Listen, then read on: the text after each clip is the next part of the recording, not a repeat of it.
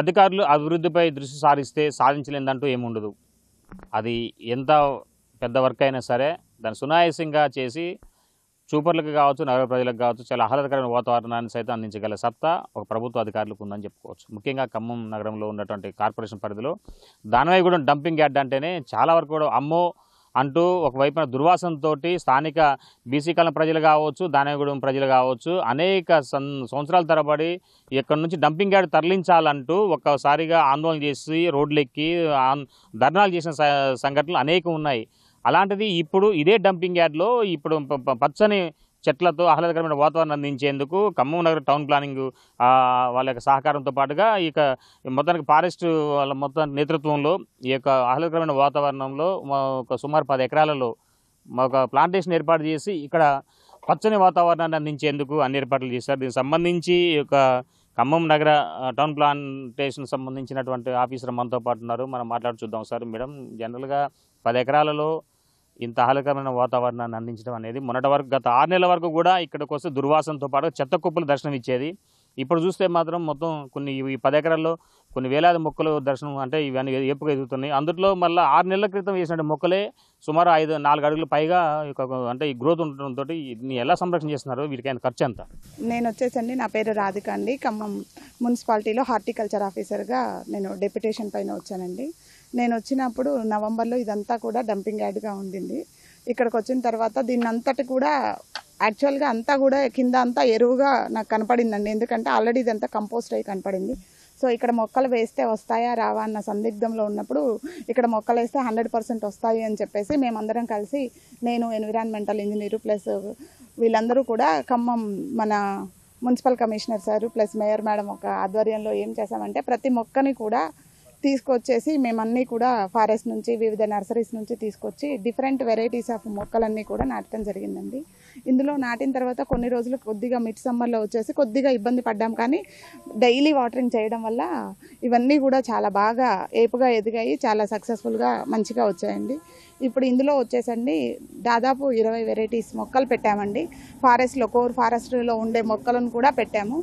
వచ్చేసి ఇప్పుడు వేప, తర్వాత రావి, మర్రి ప్లస్ వచ్చేసి నేరేడు, తర్వాత వెలగ, తర్వాత వచ్చేసి డిఫరెంట్ వెరైటీస్ ఆఫ్ ప్లాంట్స్ అన్నిటిని కూడా ఇందులో పెట్టేసి ఓన్లీ మనం నడవడానికి ఎవరైనా వాకింగ్ చేయడానికి వీలైనటువంటి రహదారుల్లో పూల మొక్కలు నాటామండి. ఇది చాలా పెద్దగా ఎదిగిందండి. ఇప్పుడు ఈ సంవత్సరం కూడా ఇంకొక 3000 మొక్కలు ఇందులో పెట్టడానికి ప్లాన్ చేస్తున్నామండి. ఇప్పుడు జనరల్గా ఒక్కొక్క ప్లాంటేషన్ ఏర్పాటు చేయాలంటే చాలా వ్యయంతో కూడుకున్నటువంటి ప్రాజెక్ట్ లెక్క ఉంటుంది. అలాంటిది మీరు ఇన్ని మొక్కలు నాటడం కోసం ఎంత ఖర్చు అయింది? మొక్కల ఖర్చు అంటే అండి ఇవి మ్యాక్సిమం నేను వచ్చిన తర్వాత అన్ని ఫారెస్ట్ నర్సరీస్ నుంచి మాత్రమే మొక్కలన్నీ తీసుకొచ్చామండి. ఫ్రీగానే తీసుకొచ్చాము. మొక్కలను ఫ్రీగా తీసుకొచ్చి నాటడం జరిగింది. మన కార్పొరేషన్కి సంబంధించిన వర్కర్స్ మాత్రమే నాటారు. దీనికైనా ఖర్చు అంటే బోర్వెల్ వేయడానికి ప్లస్ వీటికి వచ్చి కింద పైప్ లైన్ వేయడానికి అయిన ఖర్చు మాత్రమే, మొక్కలకి సంబంధించినటువంటి ఖర్చు ఏం లేదండి. దీంతో పాటు ఔషధ మొక్కలు ఏమైనా ఉన్నాయా దీంట్లో? ఔషధ మొక్కలు అంటే ఇప్పుడు ఉసిరి ఇలాంటి, తర్వాత వెలగ, తర్వాత జువ్వి, తర్వాత తెల్ల సండ్ర, అలాంటి డిఫరెంట్ వెరైటీస్ అన్ని, మారేడు, ఇలాంటి డిఫరెంట్ వెరైటీస్ మొక్కలన్నీ కూడా వేసామండి. సో ఎన్విరాన్మెంట్ ఇంజనీర్ మనతో పాటు మనం మాట్లాడుచుద్దాం ఒకసారి. మీరు ఈ గత అనేక సంవత్సరాల నుంచి కూడా ఈ యొక్క డంపింగ్ యార్డు 59వ డివిజన్లో ఉన్నటువంటి డంపింగ్ యార్డ్, దానవాయిగూడెం దగ్గర ఉన్న డంపింగ్ యార్డు చూసుకుంటే చాలా దుర్వాసనతోటి స్థానికులందరూ దీన్ని తరలించాలంటూ రోడ్డు ఎక్కి ధర్నాలు చేసిన సందర్భాలు ఉన్నాయి గత ప్రభుత్వ హయాంలో. కానీ ఇప్పుడు కొత్తగా మళ్ళీ ఈ గత 6 నెలల నుంచే దీని భావస్వరూపం మొత్తం మార్చి పడేశారు. ఒకవైపున క్రోటన్స్ పెంచుకుంటూ, ఒకవైపున ఈ మొత్తాన్ని ఈ యొక్క ఒక నందనవనం లెక్క తయారు చేశారు. దీనికి ఎలా గవర్నమెంట్ ఆఫీసర్స్ అంటే మీ యొక్క మున్సిపల్ కార్పొరేషన్ నుంచి సహకారం ఉంది? తప్పకుండా అండి. ఇది మనకి దానవాయిగూడెం డంపింగ్ యార్డ్ అనేది 38 ఎకరాల్లో విస్తరించి ఉంది. ఇది గత 20 సంవత్సరాల నుంచి ఇక్కడ ఎస్టాబ్లిష్ అయి ఉందండి. సో గతంలో 2017 ఆ టైంలో ఇక్కడ దానవాయిగూడెం ప్రజలు, అదేవిధంగా బీసీ కాలనీ వాళ్ళు, టీఎన్జెస్ కాలనీ వాళ్ళు పెద్ద ఎత్తున గొడవ చేసి ఇక్కడ నుంచి డంపింగ్ యార్డ్ తరలించాలని చెప్పేసి తరలించడం కూడా జరిగింది ఒక 3 సంవత్సరాల పాటు. సో ఈ 3 సంవత్సరాలు కూడా 2017 నుంచి 2021 వరకు ఖమ్మం కార్పొరేషన్ డంపింగ్ యార్డ్ అనేది మల్లెమడుగు ఏరియాలో షిఫ్ట్ చేయడం జరిగింది. ఆ తర్వాత ఏదైతే ఆ అనివార్య పరిస్థితుల వల్ల మళ్ళీ డంపింగ్ యార్డ్ లాంగ్ అవడం వల్ల ఇదే ప్లేస్లో మళ్ళీ కంటిన్యూ చేయడానికి 2021 జూన్లో మళ్ళీ ఆదేశాలు జారీ చేయడం జరిగింది. సో అప్పటి నుంచి కూడా డంపింగ్ యార్డ్ మళ్ళీ ఇక్కడనే పెట్టడం జరిగింది. సో మళ్ళీ సేమ్ ఇష్యూ రిపీట్ అవుతూ వచ్చేది. దానవాయిగూడెం నుంచి కానీ, బీసీ కాలనీ నుంచి కానీ, రామన్నపేట నుంచి కానీ డంపింగ్ యార్డ్ ఇక్కడ నుంచి తీసేయాలని బాగా ఇష్యూస్ వచ్చినాయి. ఆ టైంలోనే మాకు వెహికల్స్ రావడానికి పోవడానికి ఇబ్బంది ఉండేది. వాళ్ళు ఆఫ్ చేసేవాళ్ళు, ఇక్కడ నుంచి దుర్వాసన వస్తుందని చెప్పేసి, అదేవిధంగా గ్రౌండ్ వాటర్ పొల్యూట్ అవుతుందని కూడా చెప్పడం జరిగింది. సో అందులో భాగంగానే ఏదైతే CDMA వాళ్ళు ఆదేశాల మేరం మనం ఖమ్మం కార్పొరేషన్ డంపింగ్ యార్డ్లో ఉన్న 2,60,000 మెట్రిక్ టన్నులకు సంబంధించిన వేస్ట్ను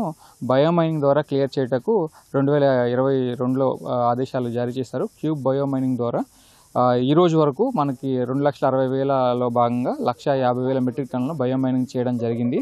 సో ఈ బయోమైనింగ్లో భాగంగా ముందు రైల్వే ట్రాక్ ఏదైతే ఆనుకొని ఉన్న ప్రదేశం ఉందో 10 ఎకరాలకు సంబంధించిన ల్యాండ్ అనేది మొత్తం పూర్తిగా 1,20,000 మెట్రిక్ టన్నుల చెత్తను మొత్తం ఇక్కడ నుంచి తరలించి ఈ ప్లేస్ను ఖాళీ చేయించడం జరిగింది. ఈ ఖాళీ చేయించిన ప్రదేశంలో ప్రకృతిని ఉద్దేశించి డంపింగ్ యార్డ్లో ప్రకృతి డెవలప్ చేయడం కొరకు అని చెప్పేసి మియావాకీ ప్లాంటేషన్ అని చెప్పేసి మనం డెన్స్ ఫారెస్ట్ లాగా ప్రిపేర్ చేయడం జరిగింది. ఇందుకు గాను ఏదైతే మంకీస్కి సంబంధించి కూడా ఫుడ్ కోసం అని చెప్పేసి ఇక్కడ మనకి ఫ్రూట్ ప్లాంటేషన్స్ కూడా వేయడం జరిగింది. సో ఇది మొత్తం 10 ఎకర్స్ ఉందండి. 10 ఎకర్స్లో ఇప్పటివరకు మేము 6,000 to 7,000 ప్లాంటేషన్ చేయడం జరిగింది. ఇంకా ఈ సంవత్సరం వన మహోత్సవంలో భాగంగా ఇంకొక 3,000 మొక్కలు వేయడానికి కూడా ప్లాన్ చేశాము.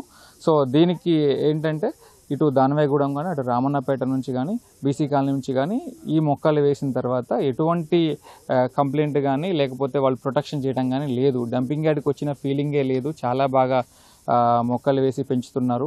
6 నెలల్లోనే ఇంత ఆహ్లాదకరంగా ఉంది అంటే రానున్న రోజుల్లో ఇంకా చాలా బాగా ఉంటుంది అనే నమ్మకంతో వాళ్ళు కూడా ఇక ఇక్కడ డంపింగ్ యార్డ్ ఉంది అనేది కూడా అర్థం అవుతుంది. డంపింగ్ యార్డ్లోకి వచ్చి కొంచెం ఒక 1/2 కిలోమీటర్ లోపలికి వెళ్తే తప్ప ఇది డంపింగ్ యార్డ్ అనే విషయం కూడా ఎవరికి అర్థం అవ్వదు.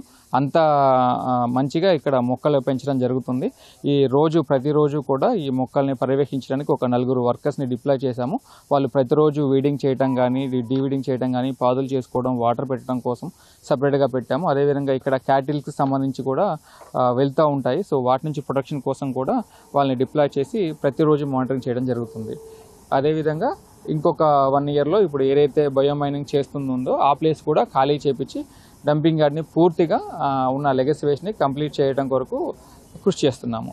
ఈ విషయంలో గౌరవ మేయర్ మేడం గారు అదేవిధంగా కమిషనర్ గారు మాకు ఇచ్చిన ఆదేశం ప్రకారం మేము నడుచుకోవడం జరుగుతుంది. సో మొత్తం చూసుకోవచ్చు, ఒకవైపున మనం చాలా క్లియర్ చూసుకోవచ్చు. మనకి ఇప్పుడు ఒకవైపున ఈ డంపింగ్ యార్డ్ అనేది ఆ ఎత్తున గుట్టలుగా చాలా వరకు కొన్ని టన్నుల కొద్దీ ఇక్కడంతా కూడా డంపింగ్ ఉండేది. ఆ డంపింగ్ సాయంత్రం కాల వేళలో నిప్పు పెట్టిన తర్వాత ఈ పొగ మొత్తం కూడా ఈ పరిసర ప్రాంత ప్రజలకు వ్యాపించడం, వాళ్ళకి శ్వాసకోశ వ్యాధులతో పాటుగా వివిధ రకాల అనారోగ్య సమస్యలు పాలవుతున్నట్టు వాళ్ళు గతంలో చాలా వరకు కూడా ఆందోళన చేశారు. కానీ ఇప్పుడు చూసుకుంటే మాత్రం అదే వేస్ట్ మెటీరియల్ మొత్తాన్ని కూడా దాన్ని వేరు దిగి అంటే తడి చెత్త పొడి చెత్త లెక్క దానిలో భాగంగా దాన్ని సపరేట్ చేసేసుకొని అక్కడ నుంచి కొన్ని ప్రైవేట్ కంపెనీలకు పనికొచ్చే అంటే ఏదన్నా వాళ్ళకి అవసరాలు ఉన్నటువంటి ముడి సరుకుకు దీన్ని సప్లై చేస్తూ ఫ్రీగా అంటే ఆ కంపెనీ వాళ్ళు వచ్చి ఇక్కడికి వచ్చి ఫ్రీగా ట్రాన్స్పోర్ట్ తీసుకెళ్లే విధంగా వాళ్ళు ప్రత్యేక ఏర్పాట్లు చేశారు. మరోవైపు చూసుకుంటే మాత్రం వాళ్ళే గ్రేడ్ చేసుకుంటూ అంటే దీంట్లో ఏమన్నా ఈ ఉన్న వేస్టేజ్లో ఇళ్ల నుంచి సేకరించిన చెత్తకు సంబంధించి ప్రతి ఒక్క దాన్ని కూడా మనం క్లియర్ చూసుకోవచ్చు. చాలా వరకు కూడా ఆ ప్రాంగణంలో మొత్తం డ్రమ్ ద్వారా మొత్తానికి దాన్ని సెట్ చేసుకుంటూ అవన్నీ కూడా పూర్తిగా ఇక్కడ నుంచి కొన్ని సిమెంట్ ఫ్యాక్టరీలకు లేదా ఇతర కొన్ని ఐరన్ ఫ్యాక్టరీలకు ఈ మెటీరియల్ సరఫరా చేసుకుంటున్న నేపథ్యం అవుతుంది. ఫలితంగా ఖమ్మం నగరంలో 59వ డివిజన్లో ఉన్నటువంటి ఈ యొక్క డంపింగ్ యార్డ్ దగ్గర మాత్రం ఆహ్లాదకరమైన వాతావరణాన్ని ఇక్కడ ఏర్పరచడంలో మాత్రం హార్టికల్చర్ ఖమ్మం నగర తరఫున హార్టికల్చర్ ఆఫీసర్గా ఉన్నటువంటి రాధిక ప్రత్యేక శ్రద్ధ చూపెట్టని చెప్పుకోవచ్చు. ఆమె సారథ్యంలోనే మొత్తానికైతే ఎన్నడూ లేని విధంగా అంటే గత 20-30 సంవత్సరాల నుంచి ఉన్న డంపింగ్ యార్డ్ సమస్యకు పూర్తిగా పరిష్కారం చూపెడుతూ ఒకవైపున ఇక్కడ మంచి చిన్నపాటి నర్సరీని అంటే 10 ఎకరాల్లోనే ఒక నందనవనాన్ని ఏర్పాటు చేసుకుంటూ ముందుకెళ్తున్న నేపథ్యం అయితే ఉంది. ఇప్పటికే 6 నెలల క్రితం నాటిన మొక్కలే సుమారు 4 అడుగులు పైగా ఏపుగా పెరుగుతున్నాయి. మరో 5-6 నెలలు అయితే మాత్రం ఇవంతా కూడా చాలా ఆహ్లాదకరంగానూ ఒక చిన్న పార్క్గాను ఉండే విధంగా అధికారులు దీని మొత్తం హార్టికల్చర్ ఆఫీసర్ రాధిక మొత్తం ప్రత్యేక దృష్టి కేంద్రంగా చెప్పుకోవచ్చు.